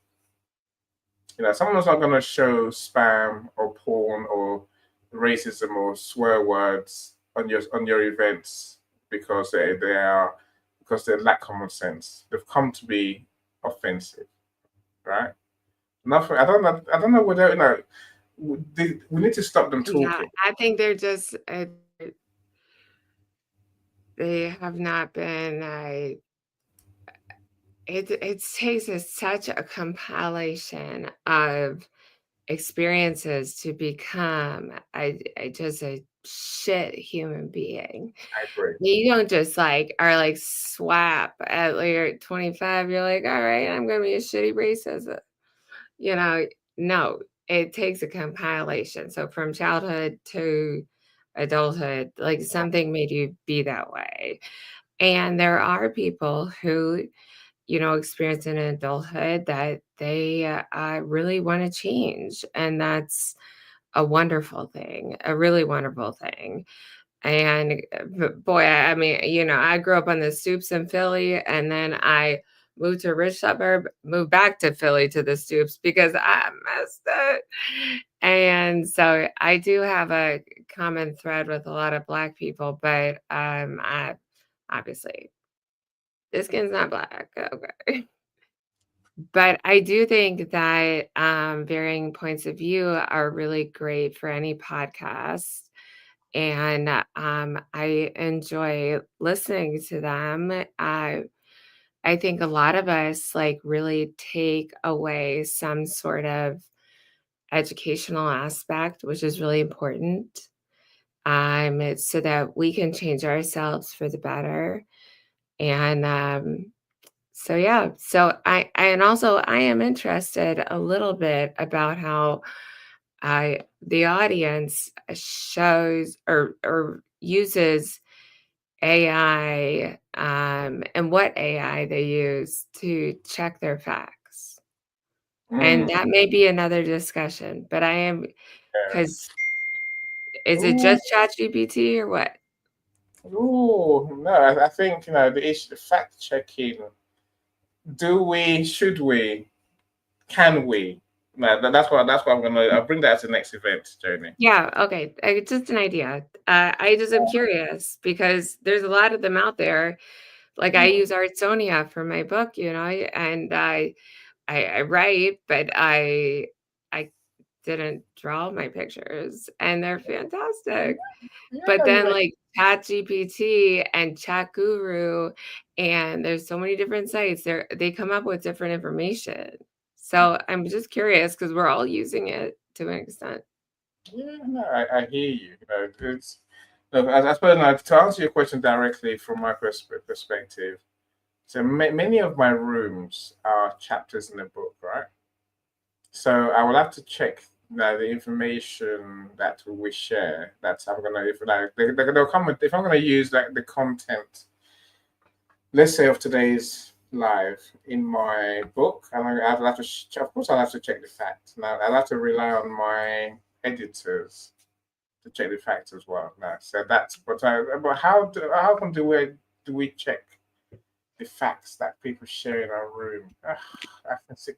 I can see the dilemma, Joni. You know, I think I went to a room, Tamrat's room, a while ago, and they said, "What is truth?" I'm like, "Oh, it's a bit obvious what truth is, but it's not really. You know, the truth is my truth. It might be different to your truth, Joni. You know, your perception of the situation and different to my view of the same situation, right? So we might have two different truths.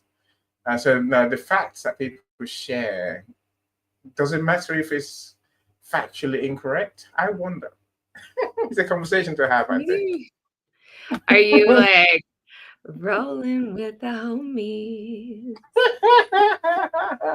It's a question. I think that again, as Sean says, the many cultural differences that we must be aware of. Again, that can affect our perceptions of what is You what isn't. do. My friends, amazing comments. I know there's many more. I'll have to respond to many of them in the. I really love Sean's share. I'm sorry. No, Sean's amazing.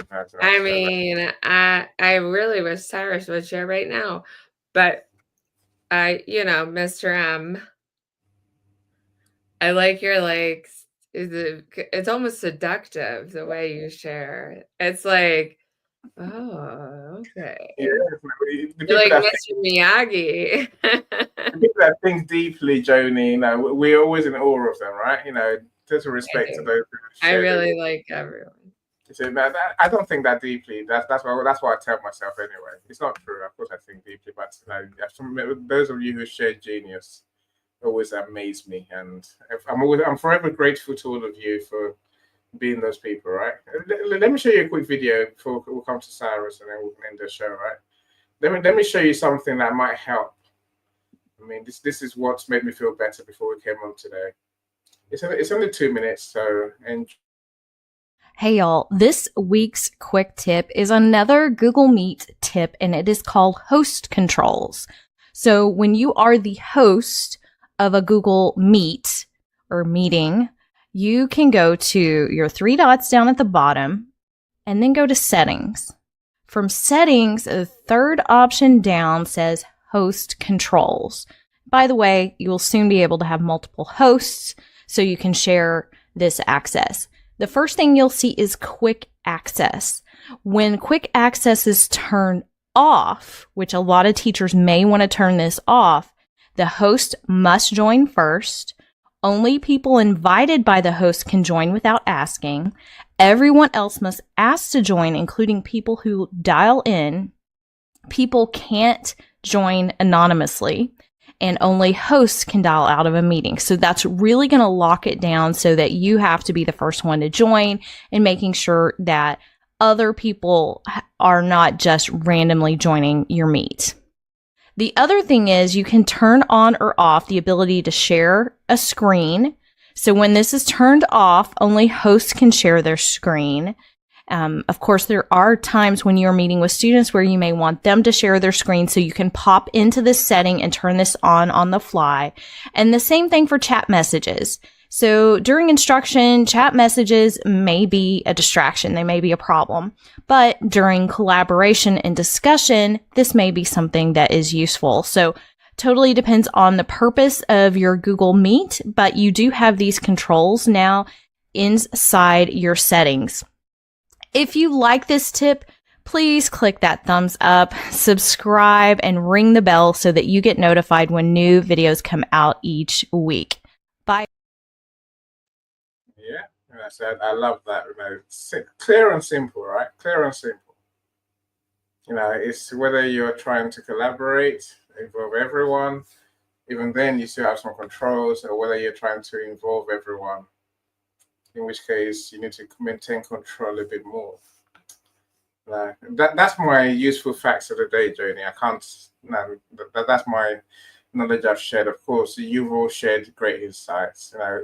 We can get people to register for our events if we choose to. We can get people to be more. We need to get to know who they are, right? We need to set some rules, some boundaries.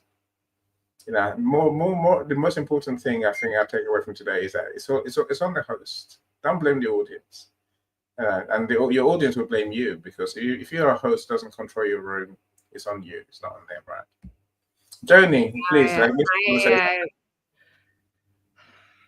I think that terminology is really good, like that technical knowledge, especially for us, like kind of in the Wild West a little bit. So that's really helpful. I think you should rebroadcast this so that people can pick that bit of advice up.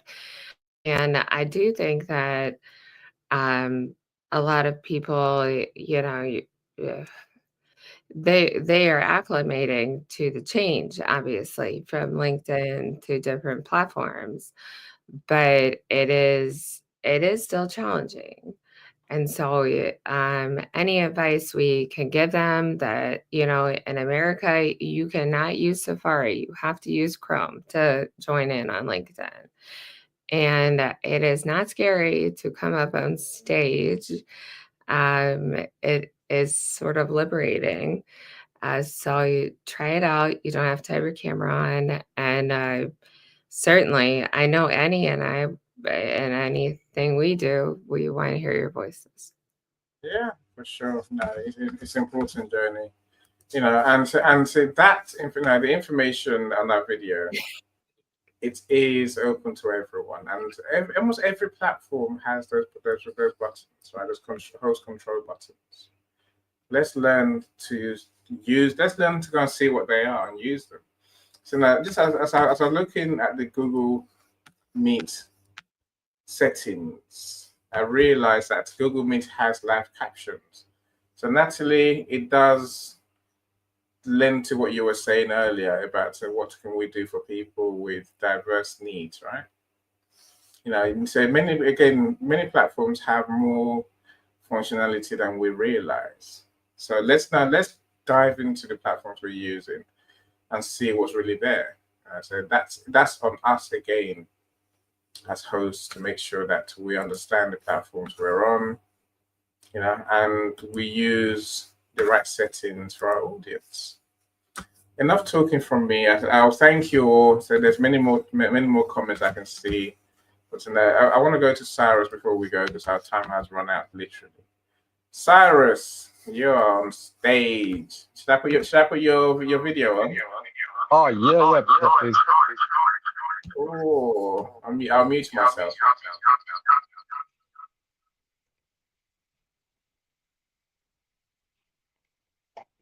Okay, so I created this track for people. There's a reverb thing from your side, Cyrus. Yeah, is it better now? It's better now. Yeah, it's better now. Okay, that's good.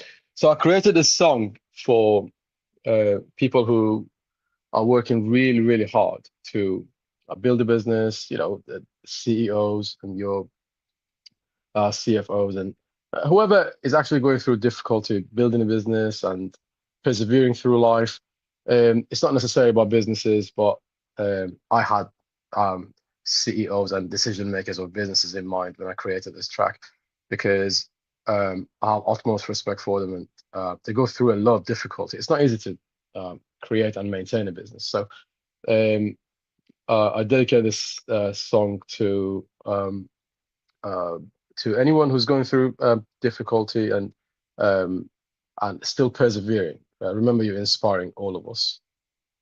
It's called There You Are.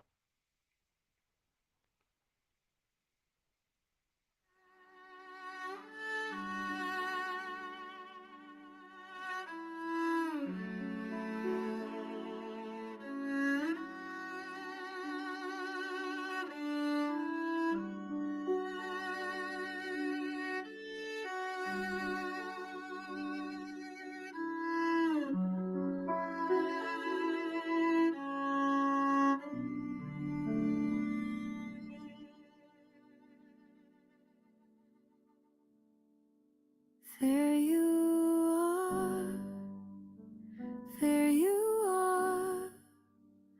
You're not even sure where you are. Found what you lost, but lost what you found. How bizarre.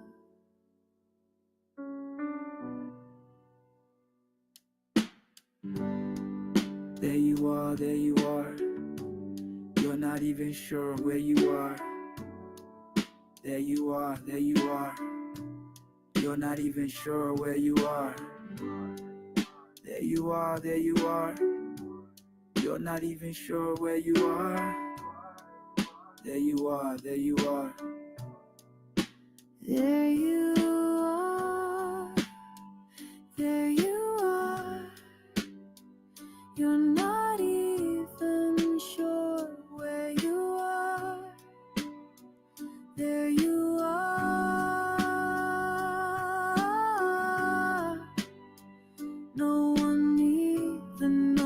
scared you are. You smile, but your smile's a bandage covering an emotional scar. I know things are tough, but so are you. You're a rising star.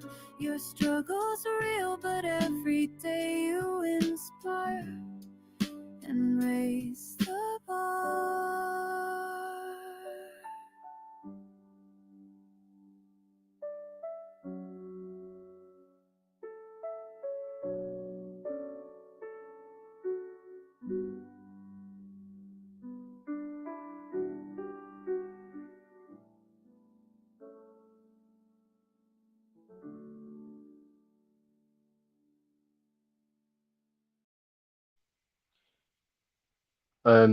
Thank you so much, guys. Thanks for listening.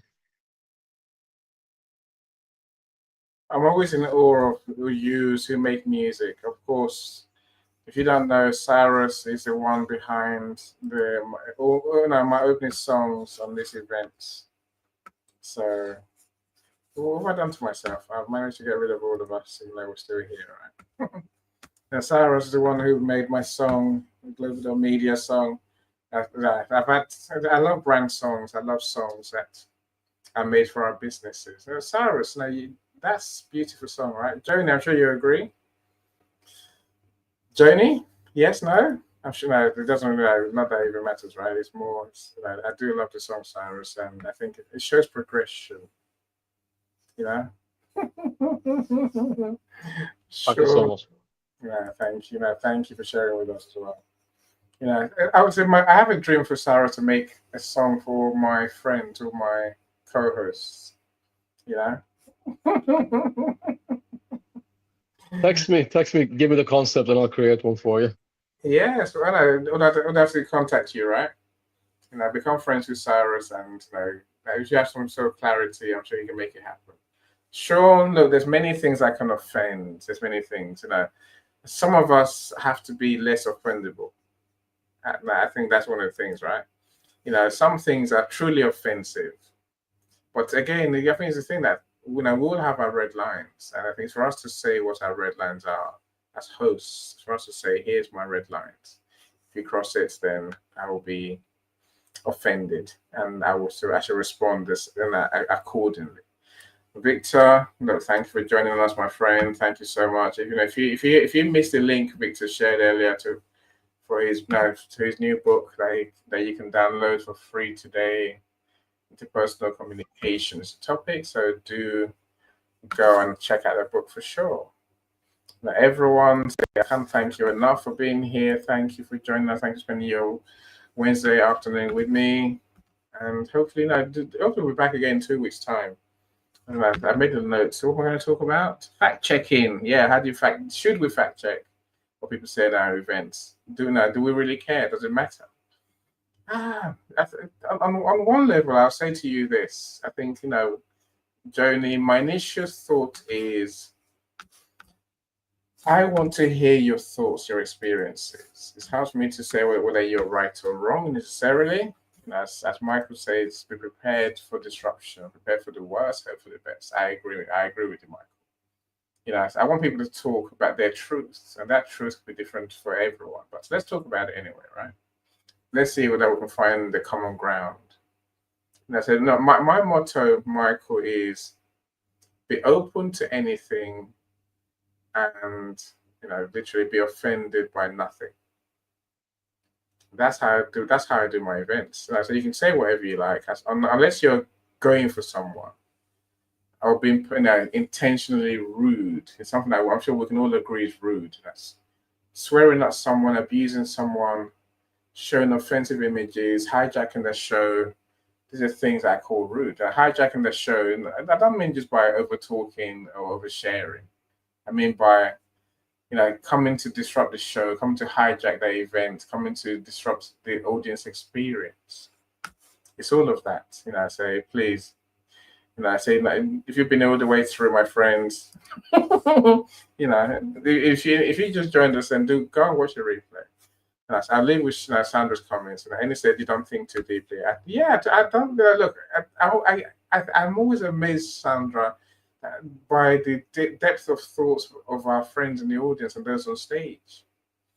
You know, so when I go on someone's stage, Sandra, I tell you what I think. I don't think too deeply. I don't think. Maybe. All right, I'm probably doing myself down, right? No, I try and add something useful. I agree, but you know, so some of your thoughts I just find amazing. It's a credit to you more than it's a slight on me, my friends. Now, you are the geniuses. Without you, these events wouldn't happen. Cyrus, Joni, thank you so much for being in the studio. Thank you to everyone who's joined us on stage as well.